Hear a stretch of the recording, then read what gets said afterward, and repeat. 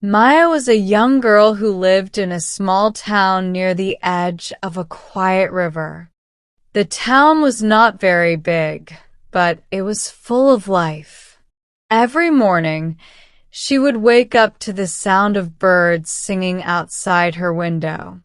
She loved to open the curtains and let the soft sunlight fall on her face.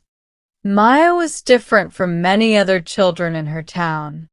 While others were busy playing outside all day, she loved to read books. She dreamed of seeing the world beyond her little town. She wanted to walk in big cities, touch the tall buildings, meet new people, and discover stories she had never heard before. Her family was simple. Her father worked as a carpenter, and her mother stayed at home, taking care of the family. Maya also had a younger brother, Sam, who loved to run around and play with his friends.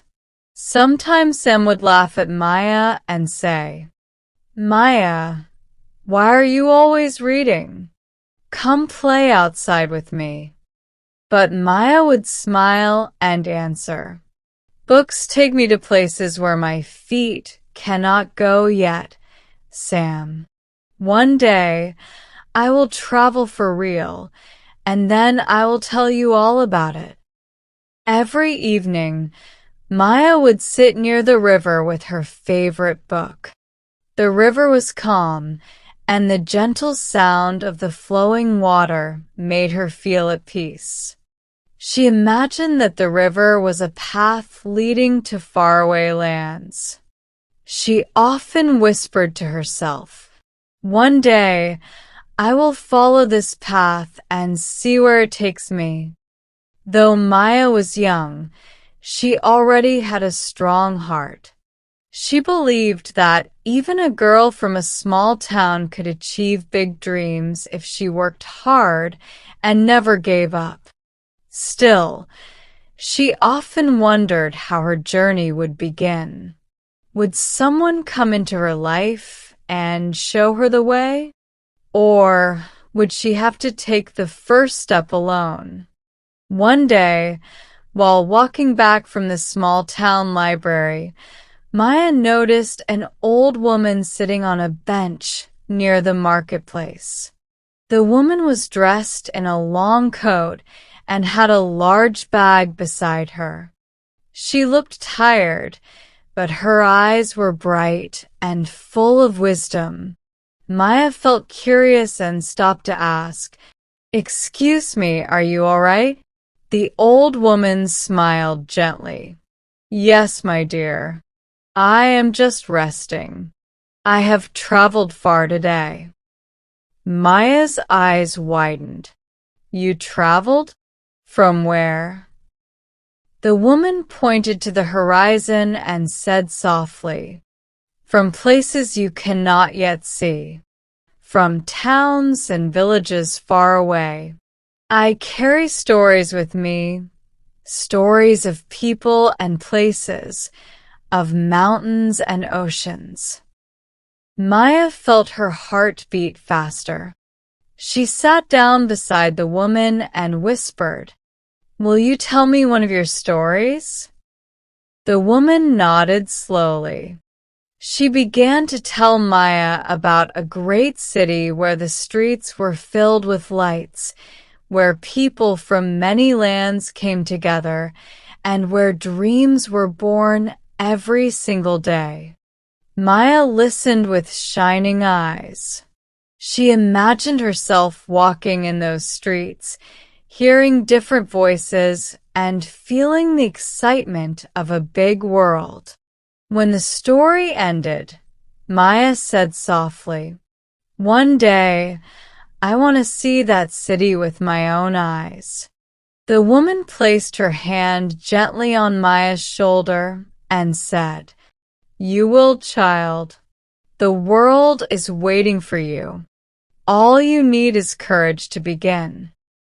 That night, as Maya lay in bed, she could not stop thinking about the old woman's words. She stared at the ceiling and whispered to herself, "Maybe my journey is closer than I think. Maybe it begins here with me." For the first time, Maya felt that her dream was not impossible. She did not know how or when, but she believed that the river she loved, the books she read, and the stories she heard were all preparing her for something greater.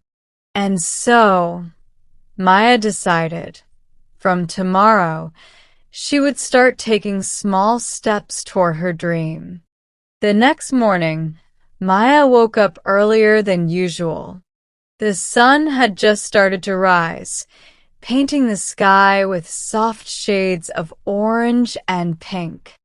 She stood by the window and whispered to herself, "Today is the day I begin. Even if my steps are small, they will lead me forward." After breakfast, Maya went to the small library in town. She loved that place.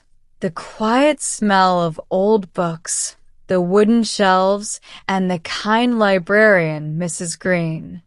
Maya walked straight to the desk and asked, "Mrs. Green, do you have books about the world outside our town?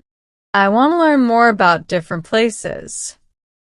Mrs. Green smiled warmly. She knew Maya very well. "Of course, dear. You have such a curious mind. Follow me." She led Maya to a corner of the library where books about history, geography, and travel were kept. Maya picked up a book with pictures of mountains and another about great cities around the world. She sat down by the window and began to read. Every page felt like a door opening to a new world. Maya read about the pyramids of Egypt, the tall towers of New York City, the busy markets of India, and the quiet gardens of Japan. Her eyes sparkled as she imagined herself standing in all those places. She thought, "If I cannot travel now, I will travel through books until the time comes." Later that day, Maya helped her father in his workshop. Her father was carving wood into a beautiful chair. Maya watched carefully and asked, "Father, how did you learn this skill?" Her father wiped the sweat from his forehead and said, "By practicing every day, Maya. When I was young, I made many mistakes, but I kept trying and slowly I became better. Everything in life is the same. If you want to reach your dream, practice every day. Even small steps will make you strong." Maya nodded. She thought about the old woman's words and now her father's advice. Courage and practice. Maybe that was the key to starting her journey. In the evening, Maya sat by the river again. She carried a small notebook with her this time. She opened it and wrote on the first page, "My journey begins here." She decided to write down her thoughts, her dreams, and her progress every day.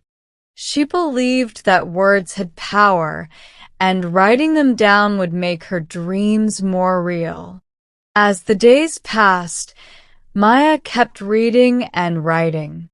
She also began to talk with travelers who came through the marketplace. Whenever she saw someone carrying a heavy bag or looking like they had traveled far, she would politely ask, "Where have you come from? What is it like there?" Some travelers told her about distant villages with green fields. Others spoke of towns where music filled the air during festivals. Maya listened carefully and always thanked them. Every story added fuel to her dream. One afternoon, as Maya walked back from the library, she saw her brother Sam running toward her. Maya! Maya, he shouted. Come quick! There is a man in the marketplace playing music. You have to hear it. Maya followed Sam, and soon they reached a small crowd gathered around a traveler with a violin. The man played a beautiful tune that filled the air with joy. Maya felt as if the music carried her to faraway lands. When the music stopped, she stepped forward and asked the traveler, "Where did you learn to play like that?" The man smiled. "From my teacher, far away in another town. Music is like a language of its own. No matter where you go, people understand it."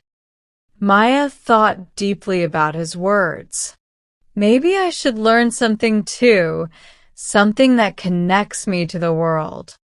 That night, Maya told her parents, "I want to learn new skills. Not just reading, but something I can share with others. Something useful for my journey." Her mother looked at her kindly and said, "Maya, you're still young, but if you truly wish to learn, we will support you." And so Maya began learning little by little. She practiced drawing maps from her geography books. She tried writing short stories inspired by the people she met. She even asked the music traveler to teach her simple notes on the violin before he left the town. Day by day, Maya grew more confident. She still lived in her small town, but in her heart, she felt as if she was already walking toward the bigger world. One evening, as she sat by the river writing in her notebook, she wrote these words, "Every great journey begins with small steps. Today my steps are small, but tomorrow they will be bigger." Maya closed her notebook and looked at the river. She imagined it whispering back to her, "Yes, child, keep walking. The world is waiting for you." Several weeks passed, and Maya continued her routine of reading, writing, and practicing new skills. She felt stronger inside, more prepared for the journey she dreamed about. But soon, life tested her in ways she had never expected. One morning, dark clouds covered the town. The sky looked heavy, and the air smelled of rain. By noon, a storm swept across the village.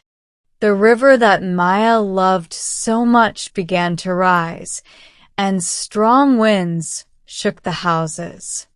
People hurried to protect their homes and shops. Maya stood by the window with her mother and brother. "Will we be safe?" Sam asked nervously. Her mother hugged him. "We'll be fine, Sam. Stay close." The storm raged through the night. By morning, parts of the town had been damaged. The marketplace roof had collapsed, and many families lost their belongings. The riverbank where Maya used to sit was now covered with mud and broken branches. Maya felt sad, but she also noticed something important. The townspeople came together to help one another. Neighbors shared food. Carpenters fixed broken roofs. Children carried water and supplies. Everyone worked hand in hand. Her father joined the repair teams. Maya wanted to help too. She asked her mother, "What can I do? I don't want to just sit here." Her mother handed her a basket. "Take this food to Mrs. Lee. She's old and cannot walk much. She needs our help." Maya walked carefully through the muddy streets to Mrs. Lee's house. The old woman smiled with tears in her eyes when she received the food. "Thank you, Maya. You're very kind. In times like these, kindness is worth more than gold." Maya felt a warm glow in her heart. She realized that even small acts could bring hope to someone. Over the next few days, Maya continued helping others.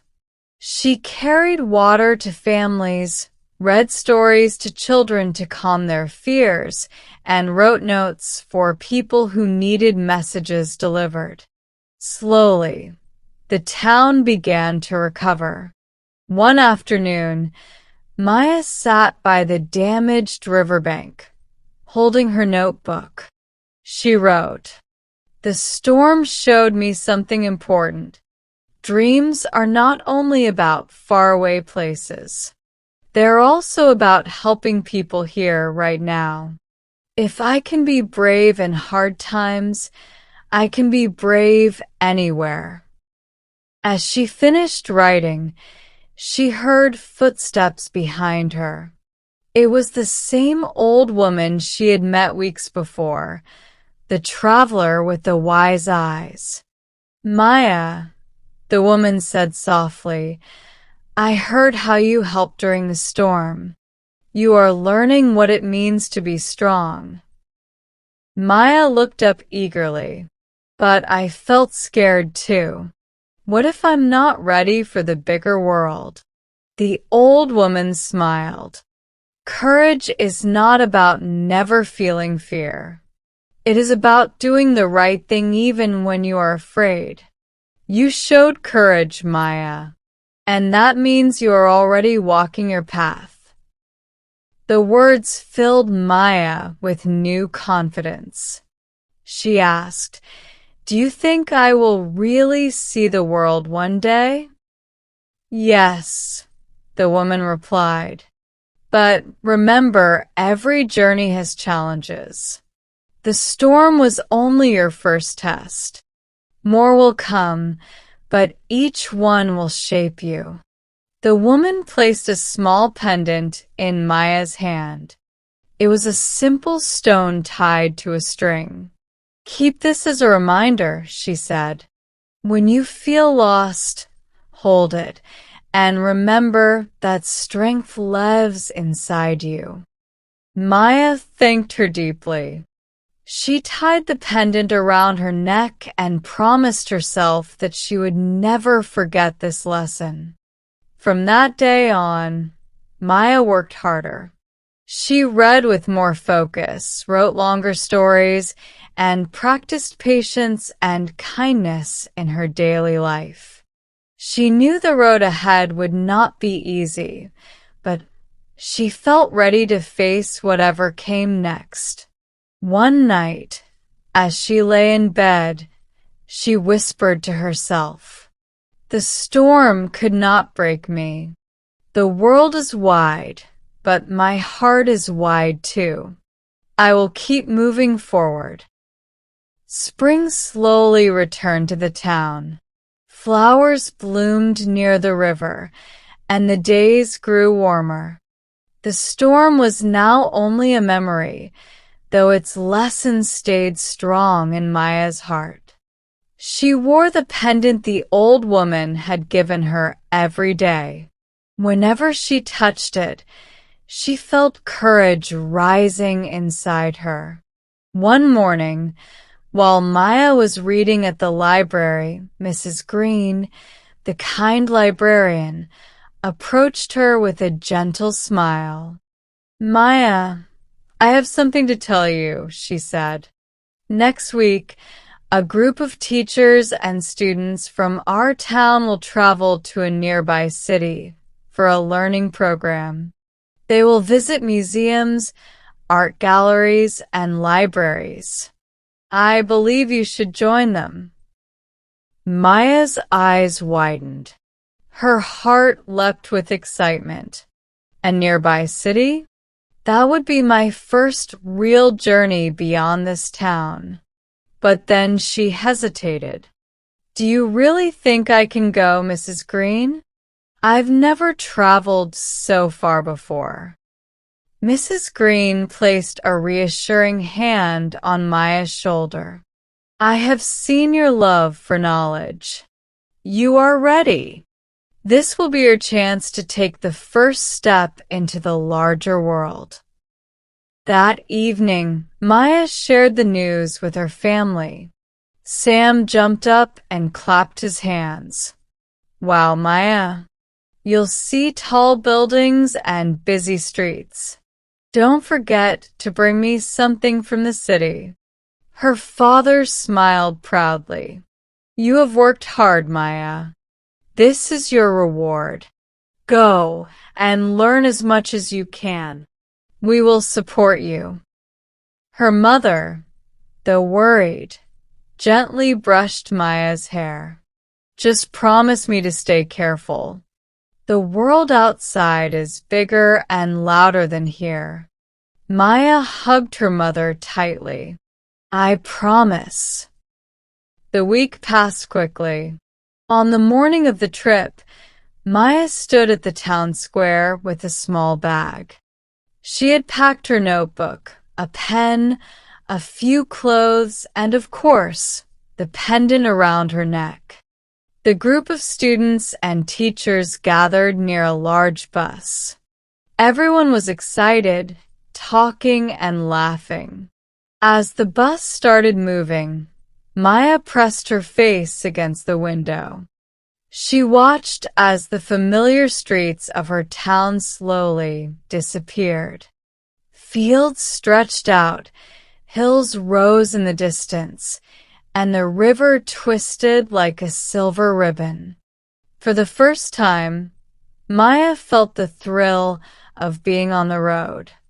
After a few hours, the bus entered the city. Maya's eyes widened in wonder. The streets were crowded with people, cars moved quickly, and tall buildings touched the sky. Bright signs and colors filled her vision. She whispered softly, "So this is the world beyond my town." The group first visited a large museum. Maya walked through the halls filled with ancient artifacts, old pottery, statues, and paintings. She felt as if she had stepped into another time. She wrote notes quickly in her notebook, trying not to miss a single detail. Next, they went to an art gallery. Beautiful paintings covered the walls. Some showed mountains and rivers, while others showed faces filled with emotion. Maya stood in front of one painting of a young girl looking out of a window. She thought, she looks just like me, dreaming of the world outside. Finally, they visited the Grand City Library. It was larger than anything Maya had ever seen. Thousands of books filled the tall shelves. She felt like she had entered a treasure room.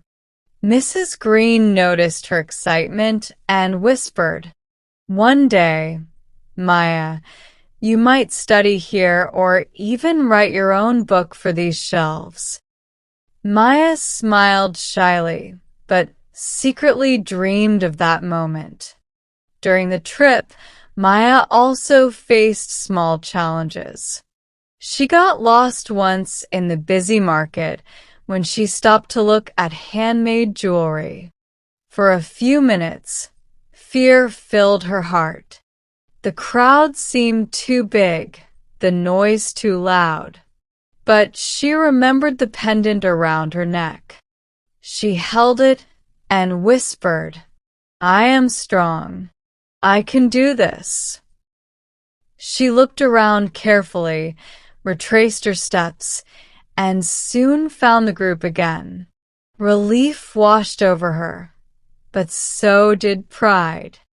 "I didn't give up. I found my way. That night, as the group stayed in a small guest house, Maya lay on her bed thinking about everything she had seen. The city was overwhelming but beautiful. She realized that her dream was not just a fantasy.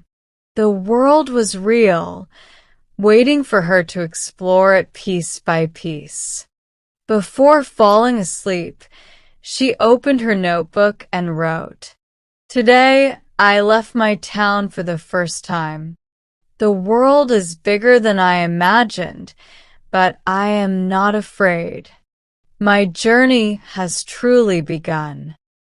The next morning, the group prepared to leave the city. Maya stood outside the guest house, taking one last look at the tall buildings, the busy streets, and the endless movement of people. She wished she could stay longer, but she also knew something important. This was only the beginning. On the bus ride home, Maya's notebook was open on her lap. She wrote down every detail she remembered, how the museum smelled like old paper and dust, how the art gallery made her heart race, how the city library felt like a palace of knowledge. She didn't want to forget anything. When the bus finally entered her hometown, Maya saw the familiar small streets again. The houses looked simple compared to the city, but they were warm and full of memories. Sam was waiting for her at the square, jumping excitedly when she stepped off the bus. "Maya, Maya, did you see tall buildings? Did you bring me something?" he asked eagerly. Maya laughed and handed him a small wooden toy she had bought from the market. "Yes, I saw everything you can imagine. And this is for you." Sam's eyes lit up. "Wow." "Thank you, Maya." Her parents hugged her proudly. Her father asked, "So, what did you learn?" Maya thought for a moment. "I learned that the world is much bigger than our town. But I also learned that I can find my way in it, even when I feel lost. The city made me dream even bigger."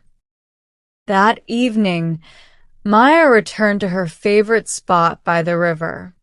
The water glistened in the sunset. She opened her notebook and wrote, "I have taken my first step outside. Now I must prepare for more. My dream is no longer far away. It is closer with every choice I make." The next weeks were filled with energy. Maya felt changed. She walked through the town with a new sense of confidence. She helped her father in the workshop, learning how to carve wood into shapes. She read more than ever, sometimes staying up late at night with a candle burning beside her. One day, she visited Mrs. Green at the library and said, "Mrs. Green, I want to learn how to write better. Not just notes, but real stories like the ones in the books here." Mrs. Green's eyes sparkled. "Ah, Maya, that is a wonderful idea. Writing is a way of sharing your voice with the world. Why don't you begin with small stories about our town, about the people you know?" Maya nodded. That very evening, she began writing her first short story. It was about the storm and how the townspeople came together to help one another. When she finished, she shyly showed it to her parents. Her father read it aloud at the dinner table, and when he finished, he looked at Maya with pride. "You have a gift," he said. "Your words are powerful. They can travel even further than you." Hearing those words made Maya's heart beat faster. She realized that her dream was not only to see the world, but also to share her own voice with it. Meanwhile, Maya's pendant became her silent companion. Whenever she faced doubts, she touched it and remembered the old woman's words. Courage is not about never feeling fear. It is about doing the right thing even when you are afraid. One afternoon, Maya was sitting in the marketplace, quietly observing people for inspiration. She noticed a man struggling to lift a heavy basket. Without thinking, she hurried over to help him. The man smiled gratefully and said, "You are strong for such a young girl." "Thank you." Maya smiled back. Strength comes in many forms. Sometimes it's in the hands, sometimes in the heart. The man's words stayed with her all day. She realized that her journey was not just about seeing the world, but also about what she could give to it. As the days turned into weeks, Maya filled more pages of her notebook. She wrote about the library, the river, the marketplace, and even her little brother's mischiefs. Sometimes she dreamed about publishing her stories one day. Other times, she dreamed of traveling further to the cities she had read about in books. But deep down, Maya knew something important. Both dreams were connected. To share her stories with the world, she would have to step into it. One evening, while she was riding by the river, Sam came and sat beside her. "Maya," he asked, "when you grow up, will you leave this town forever?" Maya closed her notebook and looked at the gentle flow of the river. She hugged her brother and said softly, "No, Sam. I will travel, yes. But this town will always be my home. I will always return." Sam leaned against her shoulder, smiling. "Good. Because I would miss you too much." Maya kissed his forehead. "And I would miss you too. That's why I'll write stories for you, for everyone. So no matter where I go, my words will always come back home." That night, as she lay in bed, Maya whispered to herself, "I am not just waiting for my dreams anymore. I am building them step by step. And soon, the world will open wider for me." She didn't know when or how the next opportunity would come, but she believed it was on its way. And with that thought, Maya drifted into sleep, dreaming of faraway lands, bright libraries, and stories waiting to be written. Days passed, and spring slowly turned into summer. The town was full of warmth and color. Children played by the river.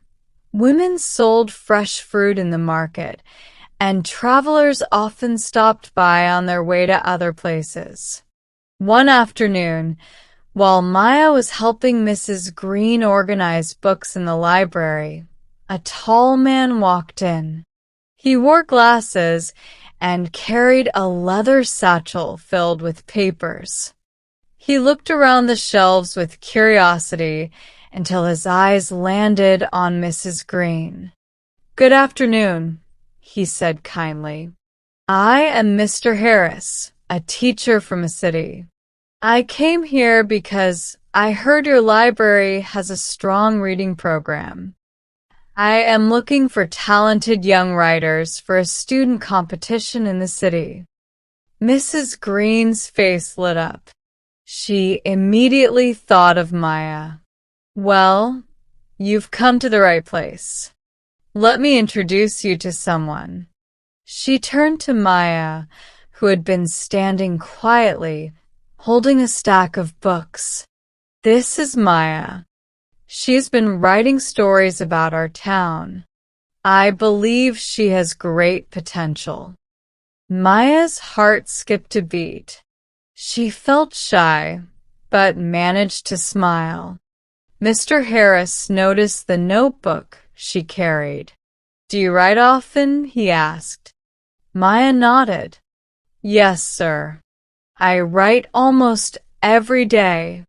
Mostly about life in our town, the people here, and the things I imagine. May I see one of your stories? He asked gently. Maya hesitated for a moment, but then she handed him a page from her notebook. Mr. Harris adjusted his glasses and read silently. His expression grew thoughtful. When he finished, he looked at her with admiration. You have a natural gift, he said. Your words are simple, but full of heart. Would you consider entering the writing competition in the city? It's a chance to share your voice with others. Maya's eyes widened. The city again? A competition? She felt both excited and nervous. Do you really think I could do it? She asked softly. Mr. Harris smiled. I don't just think so, I believe so. Opportunities like this do not come often. You should try. That evening, Maya told her parents about the competition. Her father listened carefully, then placed his hand on her shoulder. Maya, you have worked hard. If this is your dream, you must follow it. We will support you. Her mother, though worried, gave her a gentle hug. The city is far and the competition will be tough. But I know your heart. If anyone can do it, it is you. Sam jumped up and shouted, Yes. Go, Maya. And don't forget to win something shiny. Maya laughed, though her heart was racing. That night, she lay awake, staring at the ceiling. She thought about all the stories she had written, all the lessons she had learned. Could she really stand in front of strangers and share her words? She reached for her pendant, held it tightly, and whispered, Courage. I must try. Over the next week, Maya worked harder than ever. She spent hours at the library, polishing her stories. She asked Mrs. Green for advice, and sometimes even read aloud to Sam, who gave his honest, childish opinions. This part is boring, he said once.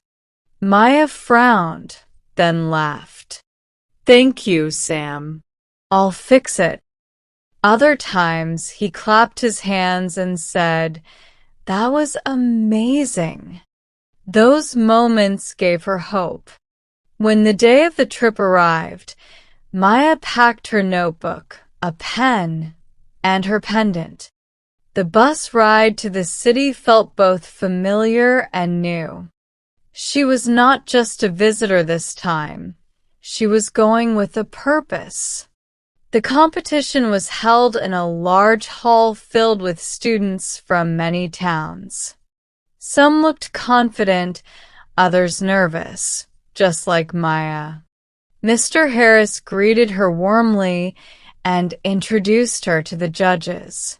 Maya felt her hands trembling as she waited for her turn. She touched the pendant and whispered to herself, I am ready. I have a voice and I will share it. When her name was called, she walked onto the stage. The bright lights made her blink, but she took a deep breath and opened her notebook. Her voice was soft at first, but as she read her story about the storm and how her town came together, it grew stronger. She spoke of kindness, courage, and hope. She spoke of how even the smallest acts could make a difference. The hall was silent as she read, every word carrying her heart into the air. When she finished, there was a moment of stillness. Then the audience burst into applause. Maya's cheeks turned red, but inside, her heart soared. She had done it. She had shared her voice with the world. That night, Maya wrote in her notebook, "Today, I stood before strangers and spoke my truth. The fear was real, but so was the courage. Whether I win or not, I know now that my words matter. My journey is no longer just a dream. It is happening." The next morning, Maya woke up in the guest house where she and the other students were staying. Sunlight streamed through the window, but her stomach felt full of butterflies. Today, the judges would announce the results of the writing competition. She sat at the small wooden desk, holding her pendant. "I already did something brave," she thought. "Even if I don't win, I proved to myself that I can share my voice." Still, her heart beat faster every time she imagined the results. At breakfast, the hall buzzed with chatter. Some students laughed loudly, pretending not to care. Others looked pale with nerves. Maya sat quietly, her notebook open in front of her.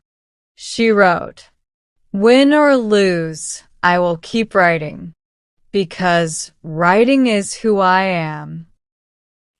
By mid-morning, the students gathered in the large hall again. The judges sat at a long table, their faces serious but kind. Mr. Harris stood at the podium and smiled warmly at the crowd. "Every one of you who stood on this stage yesterday showed courage," he began. "It takes strength to share your words, your heart, and your dreams with strangers. For that, you are all winners already." The room filled with applause. Maya felt a small wave of relief. Then one of the judges rose and began announcing the special awards. Best Imagination, Best Use of Language, Best Storytelling. Each time a name was called, students stepped forward to accept certificates. Finally, the judge cleared his throat and said, "And now, the first prize for the overall competition goes to..." The hall grew silent. Maya's hands shook as she held her notebook close. Maya, from Riverside Town. For a moment, she thought she had misheard. Her heart stopped, then raced. The applause was loud, and she felt every pair of eyes on her. Slowly, she rose and walked to the stage. Her legs felt like they might give way, but her pendant rested against her chest, reminding her, "You are strong." The judge handed her a golden certificate and a small medal. "Your story touched every heart in this room," he said. "You reminded us that even in small towns and small acts, there is great beauty and courage. Never stop writing, Maya." Her eyes filled with tears. She bowed her head, whispered "thank you," and returned to her seat. Sam's face popped into her mind. How proud he would be when she showed him.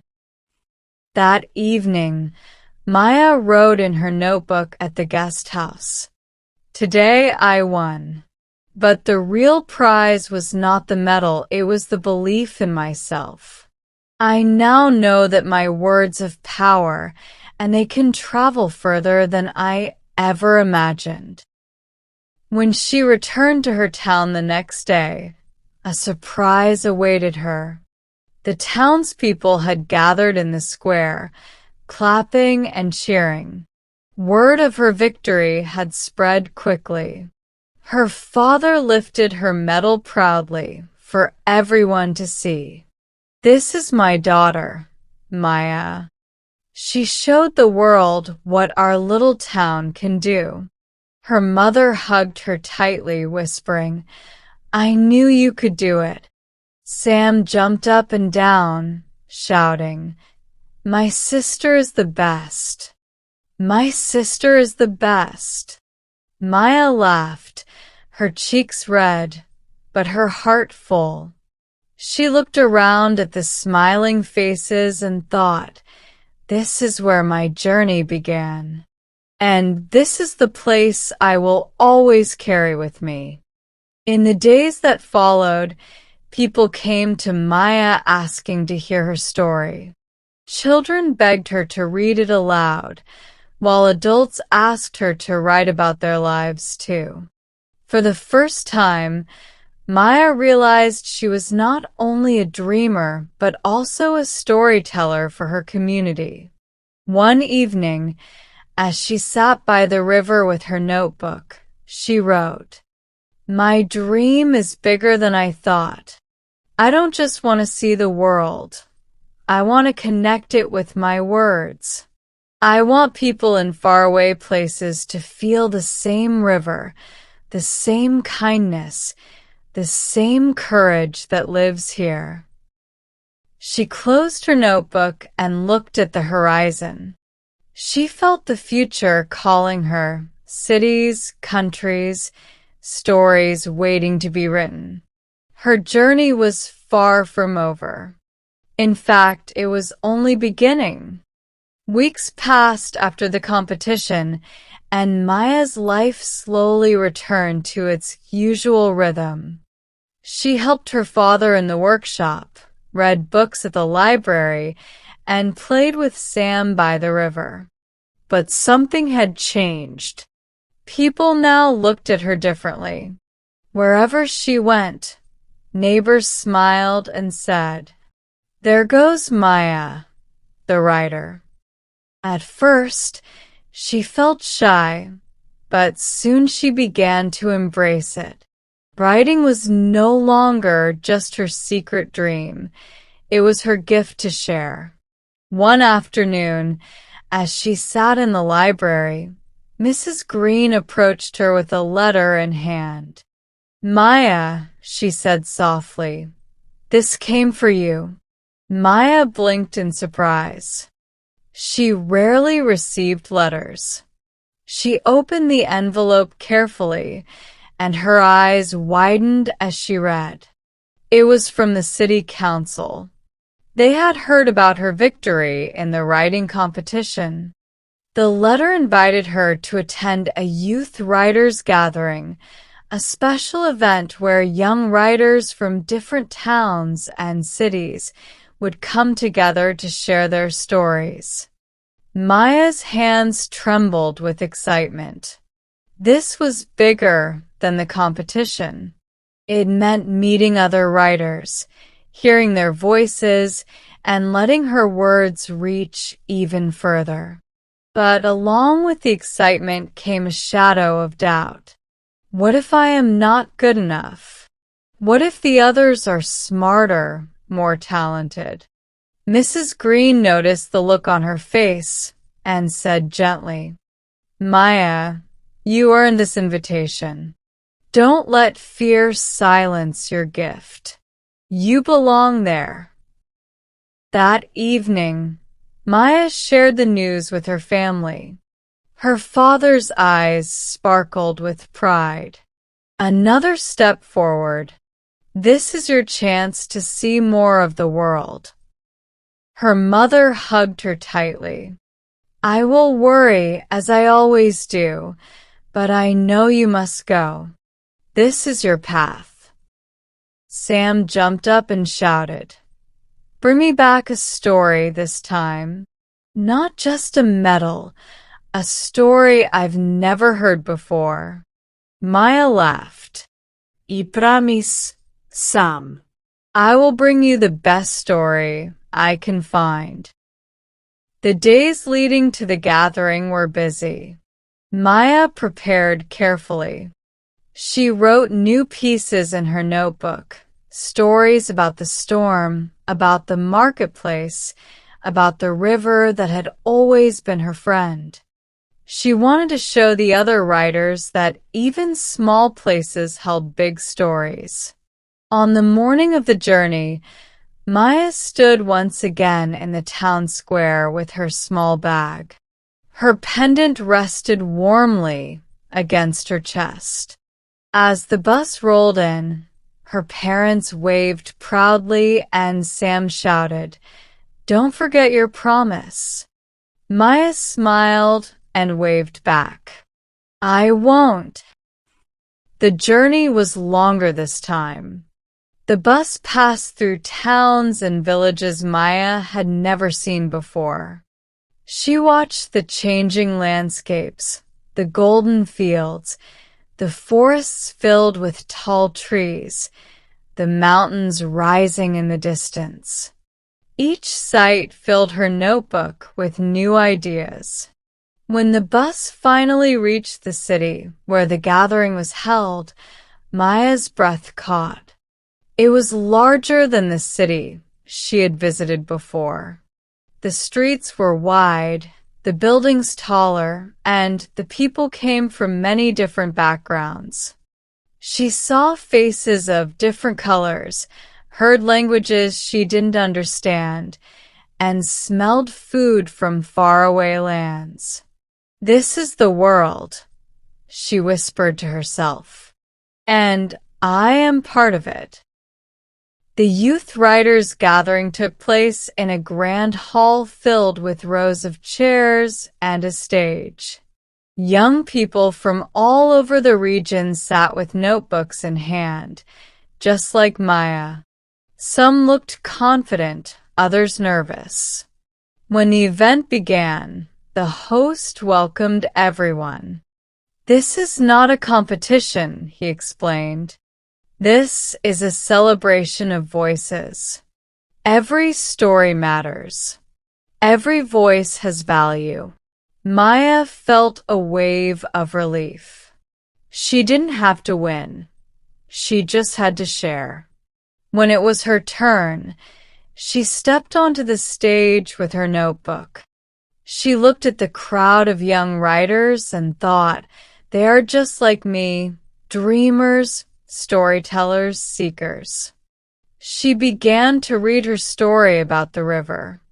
She spoke of how it carried both peace and power, how it reflected the sky, how it whispered of journeys waiting to be taken. She told them that even though her town was small, it held stories as big as the world. When she finished, the audience clapped warmly. Some young writers even came to her afterward, saying, Your words reminded me of my own home, and I want to see your river one day. Maya's heart swelled with joy. She realized that stories could connect people across distance, across difference. That night, as she lay in the guest house bed, Maya wrote in her notebook, Today, I found something greater than victory. I found connection. My voice traveled beyond my town, and in return, I heard the voices of others. This is the world I dreamed of, not just places, but people and the stories we share. She closed her notebook, touched her pendant, and whispered, "This is only the beginning." The next morning, sunlight streamed through the guest house windows. Maya woke up with her notebook still on the pillow beside her. The youth writers' gathering had only just begun, and already she felt like her world was expanding. After breakfast, the young writers were invited to sit in small circles to share their stories and ideas. Maya joined a group of 5. At first, she felt nervous, but when she looked around, she saw the same nervousness on other faces. Slowly, one by one, they began to introduce themselves. "I'm Daniel," said a tall boy with curly hair. "I write poems about the sea." "I'm Layla," said a girl with bright eyes. "I write about my grandmother's village." "I'm Amir," said another. "I write about cities and how fast they change." They all turned to Maya. She held her notebook close and said softly, "I'm Maya. "I write about my small town, my river, and the courage I'm trying to find." The group smiled warmly. Daniel said, "That sounds beautiful. We'd love to hear one." So Maya read a short passage from her notebook about sitting by the river during the storm and feeling both fear and hope. When she finished, Layla clapped her hands. "Your words paint pictures, Maya. I could see the river in my mind." For the first time, Maya felt like she belonged among other writers. Throughout the day, they listened to workshops led by older authors. One speaker said, "Stories are bridges. They carry us across time, across distance, across difference. Never think your story is too small. It may be the one someone else needs to hear." Maya wrote those words in bold letters in her notebook. During lunch, she and her new friends sat outside under the shade of a tree. They exchanged ideas, laughed, and even read each other's writing. Maya realized how much she could learn from them, not just about writing, but about life. Daniel said, "When you read your story, Maya, I thought of my own village by the sea. It made me miss it less." Layla added, "Yes, your words feel like home, even to people who don't live where you do." Maya blushed but smiled. "Maybe my dream isn't just about me," she thought. "Maybe it's about giving something to others too." That evening, the young writers gathered in the hall again for an open mic session. Anyone could stand up and share something. Maya's hands trembled as she thought about going up again. But when she looked at Daniel, Layla, and Amir cheering her on, she found courage. She stepped onto the stage and read a new piece she had written only hours earlier. A story about her brother Sam, how he always reminded her to laugh, and how his simple questions made her see the world with wonder. The hall filled with soft laughter and smiles as she spoke. When she finished, the applause felt warmer than before, not just polite, but genuine. Afterward, an older writer approached her. "Maya," he said, "keep writing from a heart. The world has many loud voices, but the ones that stay are the honest ones." Later that night, back at the guest house, Maya sat by the window, watching the city lights in the distance. She opened her notebook and wrote, "Today, I found friends who understand the language of stories. I realized that my words are not just mine. They belong to everyone who hears them. And maybe that is the true purpose of writing, to give pieces of ourselves to others." She thought of Sam, her parents, Mrs. Green, the old woman with wise eyes, and now these new friends. Each person was part of her journey, shaping her step by step. As she closed her notebook, she touched her pendant and whispered, "I am not alone on this path anymore." The youth writers' gathering lasted 3 full days, and for Maya, each day felt like a new discovery.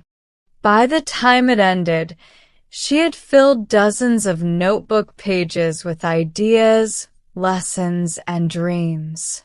But when the bus carried her back toward her hometown, she felt something new, an eagerness not just to dream, but to create.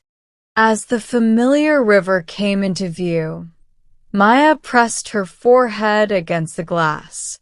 This river started everything, she thought.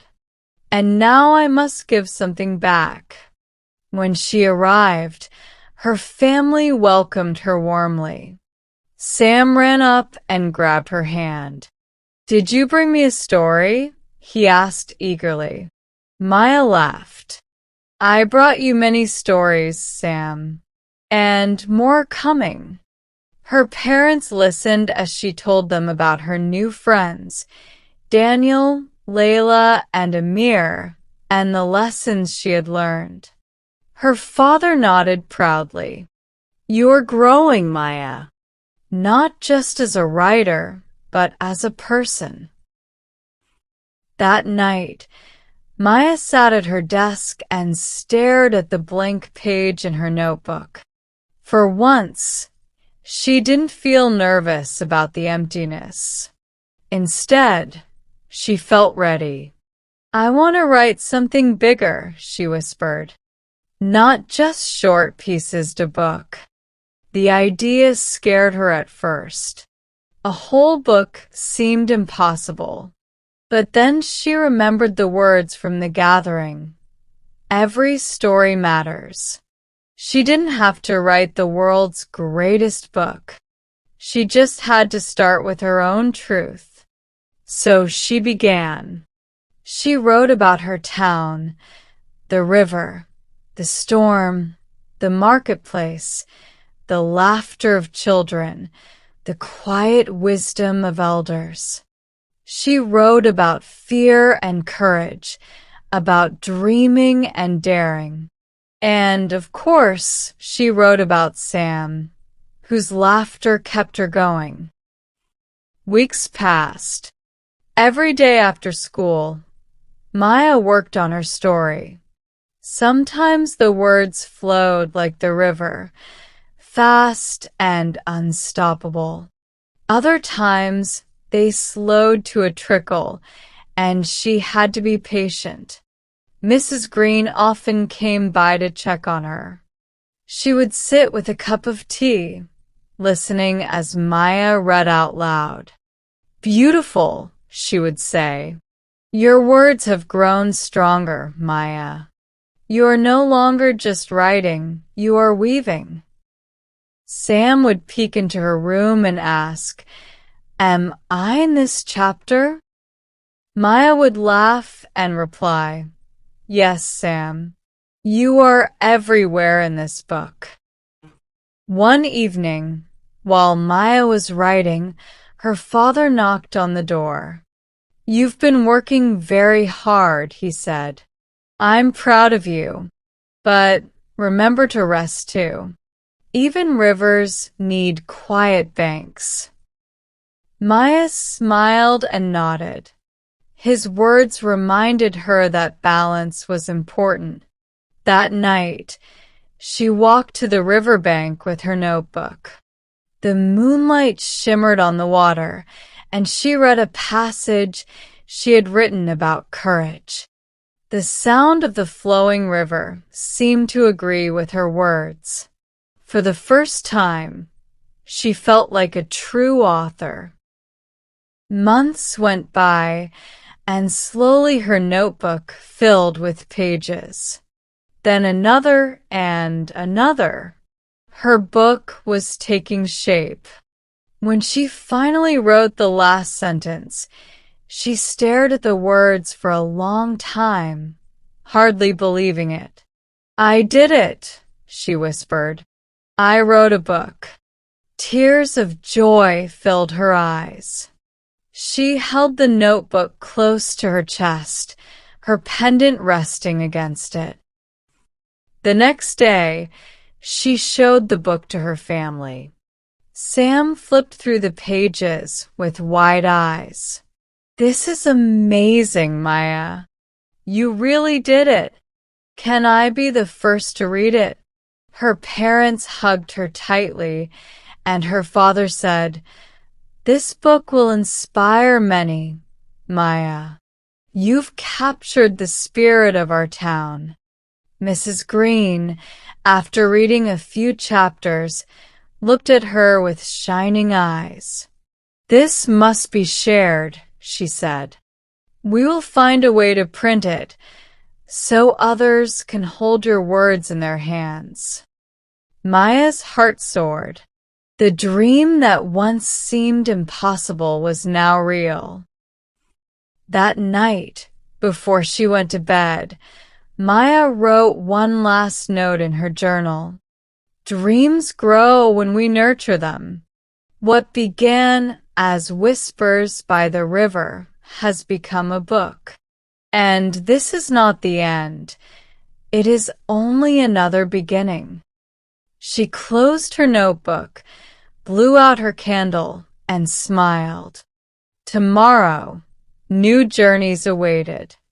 When Mrs. Green said Maya's book needed to be shared, she truly meant it. Within a few weeks, she introduced Maya to a friend who worked at a small printing shop in the nearby city. The shop wasn't grand or fancy, but it had shelves full of freshly bound books, the scent of ink in the air, and a kind owner named Mr. Lewis. He listened carefully as Maya nervously explained her dream. She held her handwritten notebooks tightly, afraid someone might laugh at the idea of a young girl writing a whole book. But Mr. Lewis only smiled. "Every great author begins with a single page," he said. "You've already filled hundreds. Let's make sure others can read them." For the next few weeks, Maya worked with Mr. Lewis to type her handwritten words onto a computer, one page at a time. It was tiring, but also exciting. She chose a simple cover design, blue like the river, with her name written in white letters, by Maya. When she held the very first printed copy in her hands, she almost couldn't breathe. The pages were smooth, the ink fresh. It was no longer just her notebook, it was a real book. Sam jumped around her, clapping. "Maya, you're an author now. Can I get your autograph?" Maya laughed, blushing as she signed her name inside the first page for him. Mrs. Green suggested they hold a small event at the library to celebrate the book's release. The townspeople gathered eagerly, curious to see what Maya had created. Some had watched her grow up, others had only heard of the girl who wrote stories. When Maya stood in front of them, her heart pounded. But then she remembered the stage at the youth writers' gathering, the friends who had encouraged her, and the river that always gave her courage. She opened her book and read a passage about hope after the storm. Her voice trembled at first, but then grew stronger, filling the library with her words. When she finished, the room was quiet for a moment. Then came the applause, warm, heartfelt, and full of pride. An old man from the crowd said, "Your words remind us of what we've lived, Maya. Thank you for capturing it." A young girl whispered to her mother, "I want to write like Maya one day." Maya's eyes filled with tears. Her dream wasn't just hers anymore. It was touching others. As the weeks passed, more copies of her book were printed. People from nearby towns began to hear about it. Letters arrived at the library, addressed to Maya. Some said her stories gave them courage. Others said her words felt like home. One letter stood out. It was from a teacher in a faraway town who invited Maya to speak at their school. "Your story will inspire our students," the letter read. Maya showed the letter to her parents, unsure of what to do. "A school in another town wants me to visit," she said. "But what if I fail them? What if I don't have enough to say?" Her father placed a hand on her shoulder. "You don't have to be perfect, Maya. Just be honest.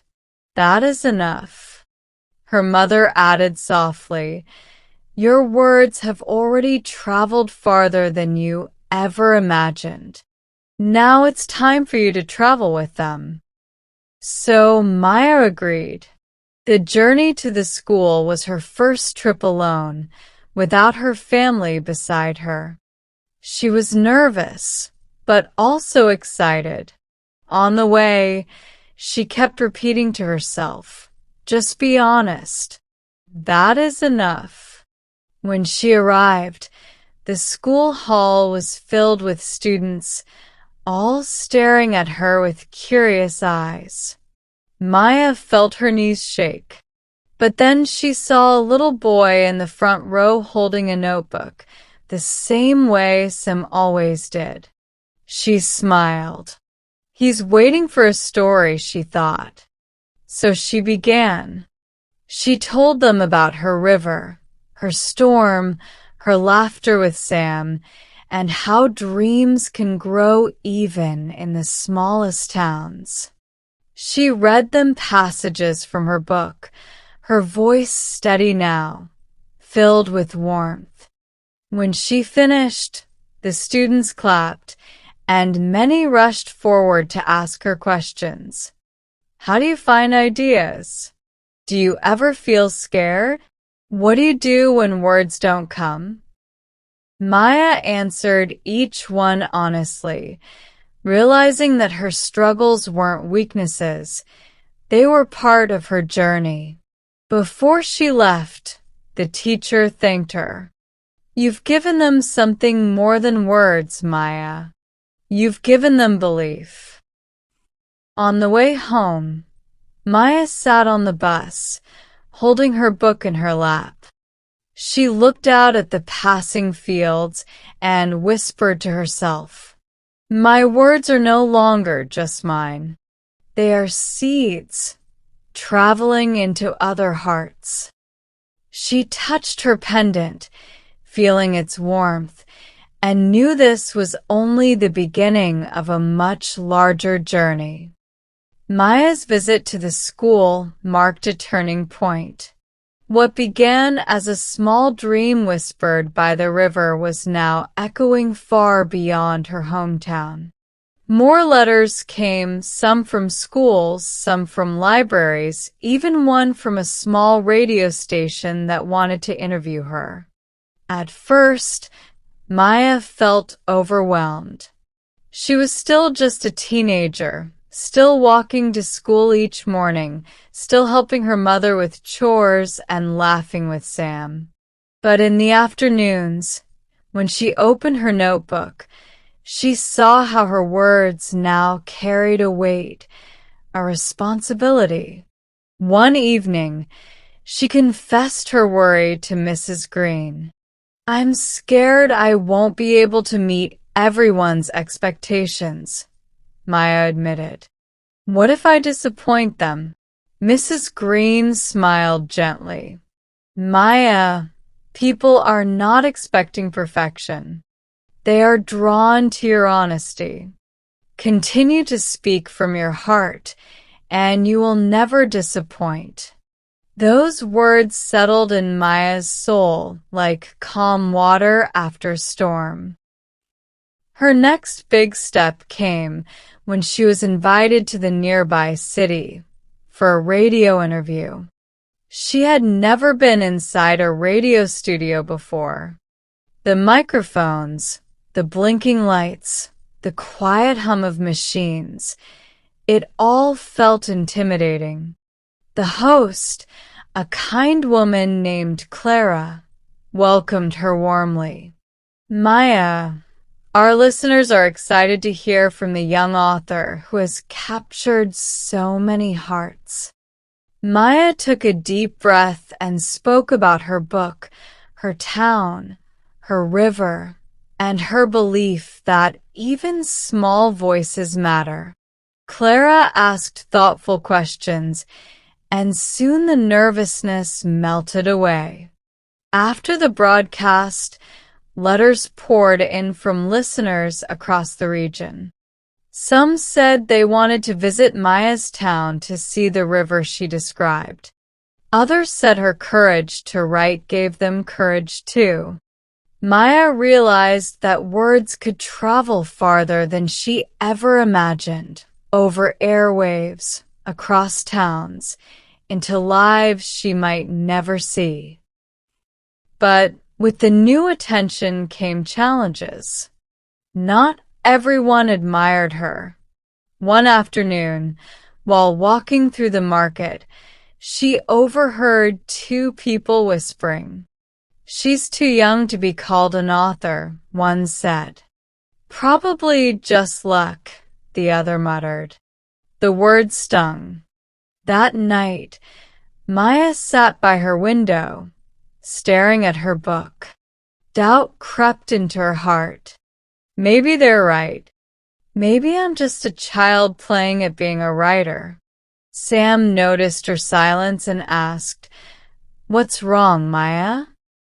She hesitated, then told him.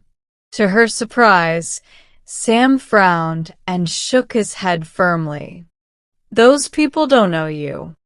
I've seen you write every night. I've heard your stories. You worked for this. You're not lucky, you're brave." Maya's eyes softened. "You really think so?" "I don't just think so," Sam said. "I know so." Her brother's words gave her strength. Soon after, Maya was invited to speak at a larger gathering, this time in the city's main hall, with hundreds of people expected to attend.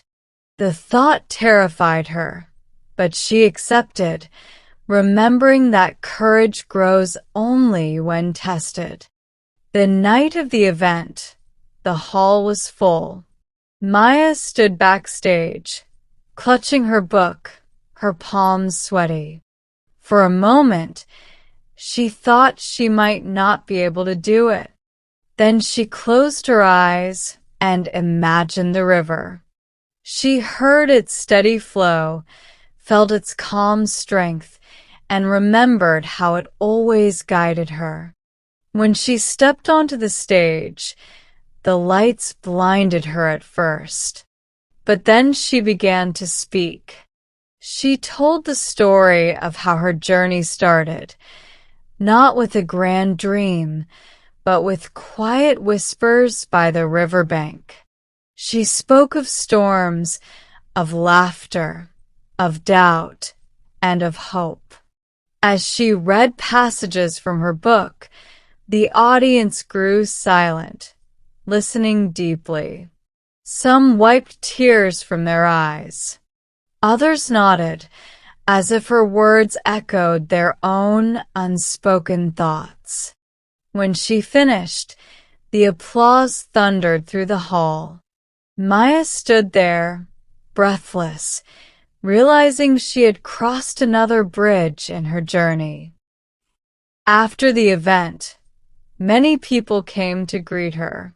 A young boy said, "I want to be brave like you." An older woman whispered, "You reminded me of my childhood." A teacher asked if she could bring Maya's story into her classroom. Each word, each smile, felt like fuel for Maya's spirit.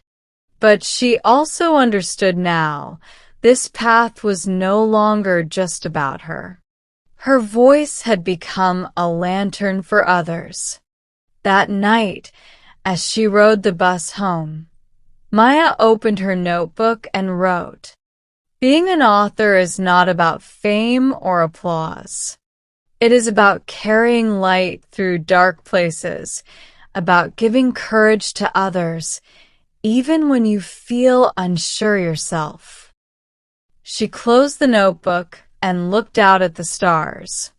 The world felt vast, but instead of feeling small, she felt connected, like her river was part of an ocean she was only beginning to discover. The days after the City Hall event were filled with excitement. Letters continued to arrive, invitations kept coming, and people in her town treated Maya with a new kind of respect. Yet, with all the admiration came something Maya hadn't expected: exhaustion. Her mornings were spent at school, her afternoons answering letters or preparing for talks, and her evenings trying to write.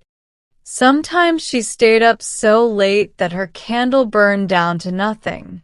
One night, her mother found her asleep at her desk, her head resting on her open notebook.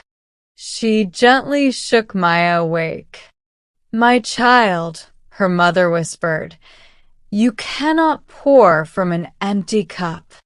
Even the river rests in still pools." Maya blinked sleepily. "But I don't want to disappoint anyone." Her mother kissed her forehead. "You will disappoint more if you lose yourself. Remember, you are more than just your book. You are Maya." Those words sank deep into her heart. She realized she needed to find balance, or she would lose the joy that had started her journey. The next weekend, Maya walked with Sam to the riverbank. She hadn't visited in weeks, and she missed its quiet strength. They sat together, tossing pebbles into the water. Sam asked, "Do you still like writing as much as before?"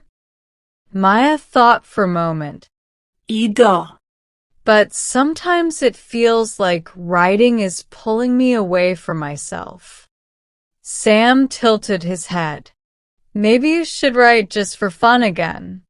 Not for everyone else. Just for you." Maya smiled. Leave it to Sam to see the simple truth.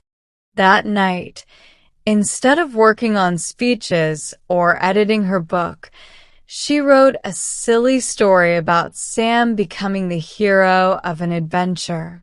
She laughed as she scribbled, feeling lighter than she had in weeks.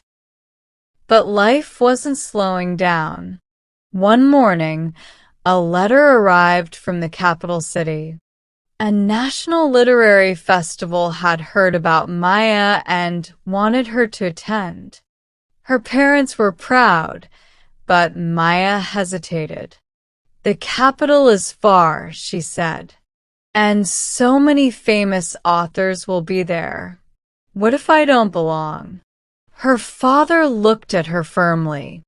"Maya, the river does not ask if it belongs to the ocean, it simply flows. You belong because you are already on this journey. So Maya agreed. The capital city overwhelmed her at first. The buildings were taller than she had ever imagined, the streets crowded, the air buzzing with voices and carriages. At the festival hall, banners hung high, announcing the names of authors she had only ever read about. Maya felt very small. When it was her turn to speak, she stepped onto a stage larger than any she had ever faced. Hundreds of people stared at her, waiting. Her hands trembled.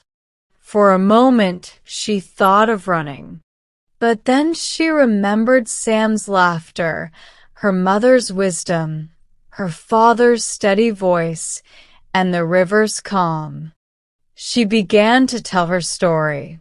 Slowly, the fear melted, replaced by truth. She spoke of beginnings, of storms, of doubt, of courage, of home. She read a passage from her book about finding light in darkness. When she finished, the applause was thunderous. Some people even stood, clapping and cheering. Maya's chest filled with a mixture of disbelief and gratitude. After the event, reporters asked her questions, readers lined up for her autograph, and other authors came to congratulate her. It was a whirlwind. Yet in the middle of it all, Maya noticed something. A girl about her age stood quietly at the back of the crowd, holding a notebook. She looked shy, almost afraid to approach. Maya excused herself and walked over. "Hello," Maya said warmly. "Do you like to write?" The girl nodded slowly. I want to, but I'm scared people will laugh." Maya smiled gently and placed a hand on her shoulder. "I was scared too. But the first step is not for others, it's for you. Write because it's your voice, your truth. The rest will follow." The girl's eyes widened and she whispered, "Thank you." At that moment, Maya realized something important. This journey wasn't about fame, festivals, or applause. It was about passing the flame of courage to others. When Maya returned home, she sat by the river once more, notebook in hand. She wrote, "I must remember who I am. Not only an author, not only a speaker. I am Maya, the girl who listens to the river, who dreams under the stars, who writes because she must. If I forget this, I will lose my way." The river's soft flow seemed to agree. Maya closed her notebook, feeling calmer, stronger. Her journey was far from over. But she knew now, balance, honesty, and heart would guide her forward, just as they always had. The weeks after the festival in the capital felt like a dream. People in her town treated Maya like a local hero. Teachers invited her to speak at schools, shopkeepers proudly displayed her book, and children whispered her name with admiration. But with all the excitement, Maya also began to feel a quiet question stirring inside her. Why do I write? At first, the answer seemed obvious. She wrote because she loved it, because the river whispered stories to her, because her heart felt lighter when she placed words on paper. Yet now, with so many eyes on her, she wasn't sure if she was still writing for herself or for everyone else. One evening, she asked her father, "Do you think I'm changing? I feel like I'm forgetting why I started." Her father put down his tools and looked at her thoughtfully. "Maya, the tree grows tall, but it must never forget its roots. You began with simple words in a quiet notebook. Hold on to that, and you will not lose yourself." Maya nodded, but the question still echoed inside her. A few days later, Maya received another invitation. This time, it wasn't for a speech or an interview. It was for a writer's retreat in the mountains. A small group of authors would gather there, away from the noise of the world, to write, reflect, and share. Her heart stirred. Perhaps this was what she needed, to step back, breathe, and rediscover her reason. Her parents agreed, though her mother reminded her, "Take care of yourself and remember that even in silence, you are not alone." So Maya packed her notebooks, her pendant, and a small bag of clothes. Sam hugged her tightly before she left. "Don't forget to write a funny story about me while you're gone," he said, grinning. Maya laughed, promising she would. The retreat was nestled deep in the mountains, surrounded by tall pines and the sound of wind through the branches. The air was crisp and clean, and the nights were filled with stars so bright they seemed close enough to touch. There were only 10 writers there, each from different places, each carrying their own stories. Some were old, their hair silver, their notebooks filled with wisdom. Others were young, full of questions and dreams, just like Maya. For the first time in months, there were no crowds, no interviews, no applause. Just quiet mornings, the scratch of pens, and the smell of pine. Maya felt her heart settle. During one of the sessions, the leader of the retreat, an elderly poet named Mr. Alder, asked each writer a question. "Why do you write?" The answers varied. "I write to heal," said one woman. "I write to remember," said a man with gentle eyes. "I write because stories are the only way I know how to speak," whispered another. When it was Maya's turn, she hesitated. The question that had haunted her was now spoken aloud. Finally, she said, "I write because the river inside me never stops flowing. I write because I can't keep the words inside.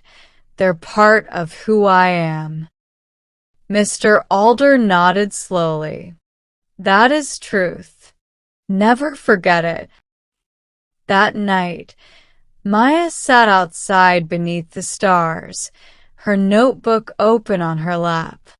She listened to the mountain wind, and for the first time in weeks, she wrote freely, without thought of readers, speeches, or letters. Just pure words. She wrote about Sam's laughter, her mother's gentle hands, her father's strength, the river's song, the storm she had survived, and the endless horizon waiting for her. Tears filled her eyes as she realized she wasn't writing for fame or approval. She was writing because her soul needed it, like breathing, like dreaming, like living. On the last day of the retreat, Mr. Alder spoke to her privately. "Maya, you've been given a gift. But remember, Gifts must be carried with humility. Share your words, yes, but do not let the world's noise drown the voice of your own heart. Maya bowed her head respectfully.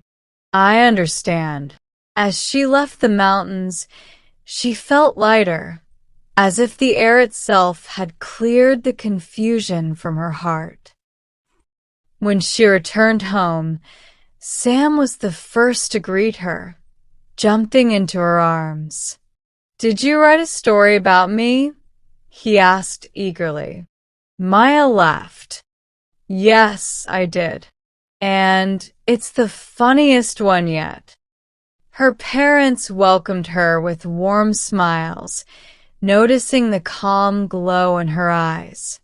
She was still the same Maya, but steadier, stronger, more certain of herself. That night, she wrote in her notebook, I write because I must, because words are my river, and through them, I find myself again and again. She closed her notebook and whispered to the stars outside her window, This is only the beginning. And the stars seemed to shine brighter, as if agreeing. The days after Maya's return from the mountains felt different. Her town seemed the same, the market stalls buzzing, the children playing in the streets, the river winding gently through the land. But Maya's heart carried a new kind of clarity.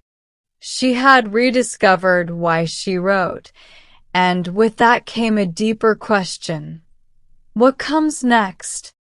At school, her teachers encouraged her to think about the future. You're nearly grown, one said. Will you go to the city for your studies? Will you continue writing? Maya didn't know. She loved her home, the river, her family, the familiar rhythm of the town. But she also felt the pull of the wider world, the letters, the festivals, the readers waiting beyond the horizon. That evening, she sat by the river, her notebook in her lap. The water reflected the sky, glowing with the soft orange of sunset. Where do I belong? She whispered to the river. The river flowed steadily, offering no words, but somehow reminding her that journeys never end. They only change shape. One afternoon, Maya received a letter that brought the question into sharper focus. It was from a university in the capital, offering her a scholarship to study literature. Her parents were overjoyed. This is a great honor, her father said proudly. An opportunity not everyone receives. Her mother nodded but looked at Maya carefully. The decision is yours, my child. We will support you either way. Maya held the letter in trembling hands. The capital was far. If she accepted, she would leave her town, her family, her river. Could she do that? That night, she couldn't sleep. She walked quietly to the window and gazed at the stars. They seemed to whisper, The world is wide, and your story is not finished. The next day, she spoke with Sam. He was playing with a stick, pretending it was a sword. Sam, she said softly, what would you think if I went away to study? Sam stopped, blinking at her. You mean far away? Yes. To the capital. He was quiet for a moment, then said, I'd miss you. A lot. But I think you should go. You always tell me to be brave. Maybe this is your brave thing. Maya's eyes filled with tears. She hugged her brother tightly. "You're wiser than you know, Sam." She also went to Mrs. Green for advice. The librarian smiled gently when Maya explained her dilemma. "My dear," Mrs. Green said, "the books on these shelves have traveled across centuries and continents. Words do not lose their power just because their authors left home. If anything, journeys make words stronger." Maya thought about that long after she left the library. Days turned into weeks, and the decision still weighed on her heart. One evening, she carried her notebook to the riverbank and wrote 2 lists. "If I stay, I will be with my family. I will keep the river close. I will have peace. If I go, I will learn more. I will meet new voices. I will grow." She stared at the lists until the ink blurred with her tears. Finally, she wrote one more line at the bottom. "No matter where I go, the river flows within me." And with that, she knew her answer. When she told her parents, her father embraced her tightly. "We're proud of you, Maya. The world needs your voice." Her mother, though holding back tears, smiled. "The river is here, waiting for you always, but you must follow your path." Sam, of course, said, "Don't forget to write me letters." Lots of them. With funny drawings. Maya laughed through her tears. "I promise." As the day of her departure approached, Maya prepared carefully.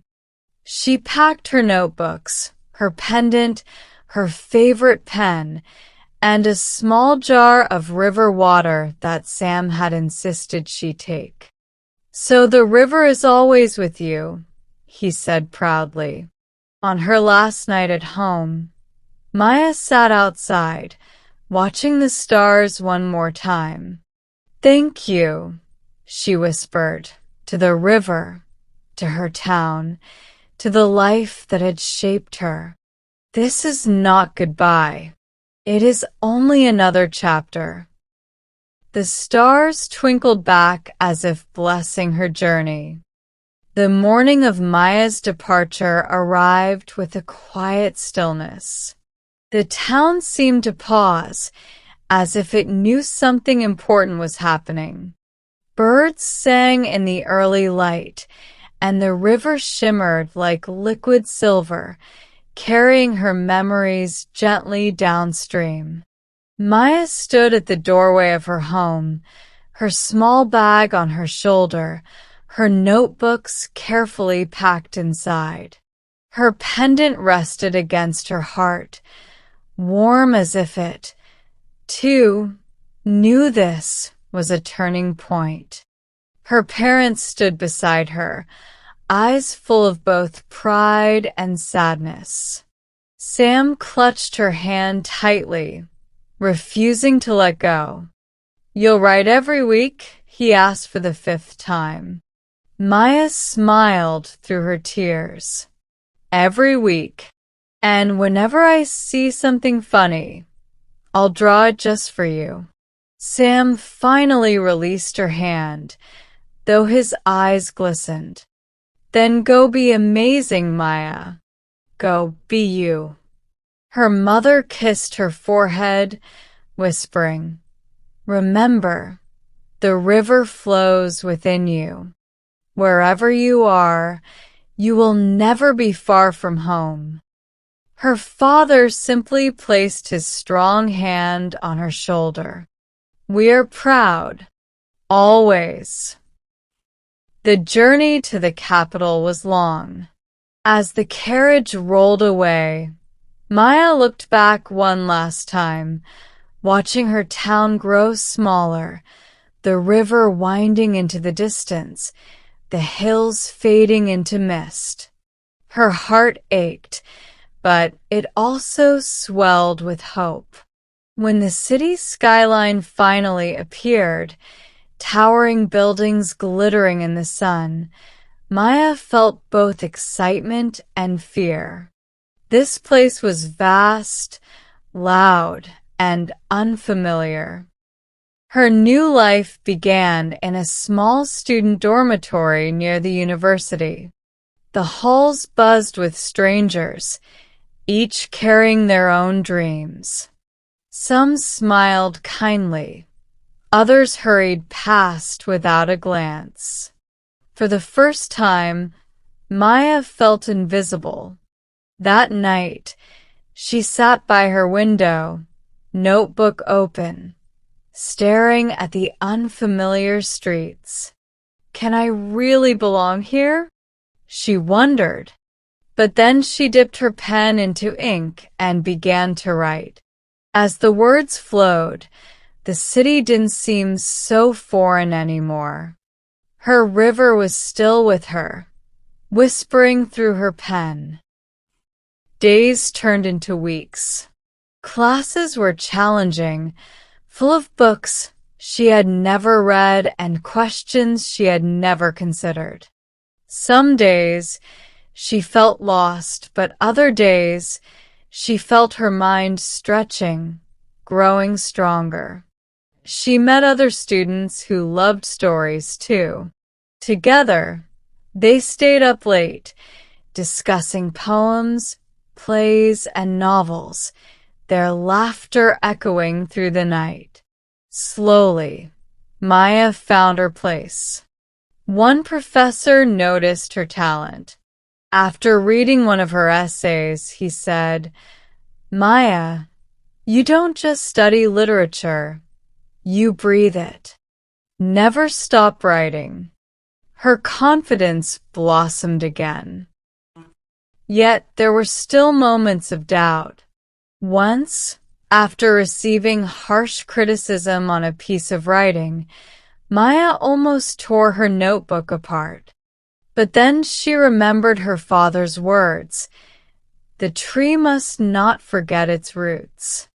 She held her pendant, breathed deeply, and tried again.